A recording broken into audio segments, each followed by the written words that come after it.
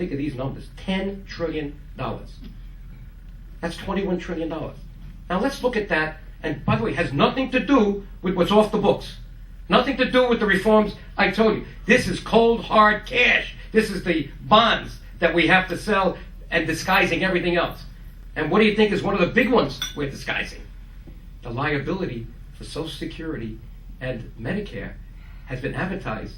Look at the papers, the Pete Peterson Foundation, the former Comptroller General, David Walker. He'll give you the number, $53 trillion. That's off the books. That's what we are indebted to today for everybody alive that's contributed, working, that we need to pay at some point. Unless we're ready to walk away from that.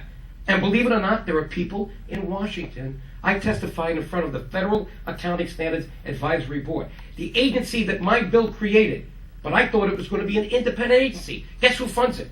The Treasury Department, Congress, and two other governmental agencies. So, in effect, they're not independent. They have a conflict.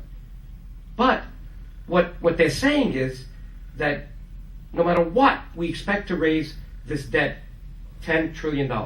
Now, the simple arithmetic is that if interest rates are now 4%,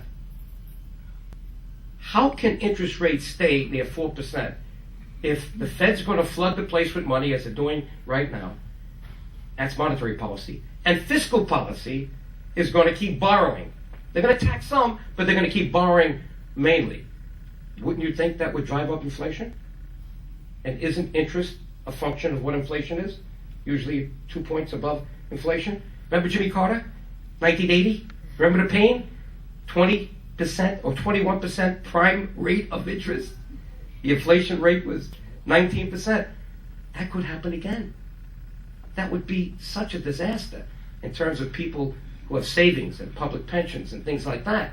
But this could happen. But even if you kept the interest rate down to 5%, what is 5% of $20 trillion?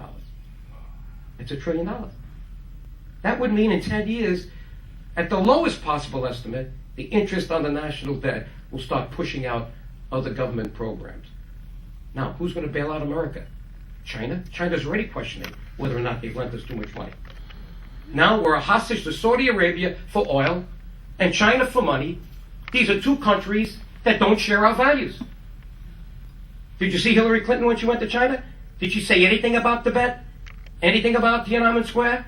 All of a sudden, our mouth is closed about human rights because we need their money. Is this the kind of country we want to pass on to the next generation? I hesitate to think that it is. Now, what's the answer? The answer is you. The answer is an informed citizenry.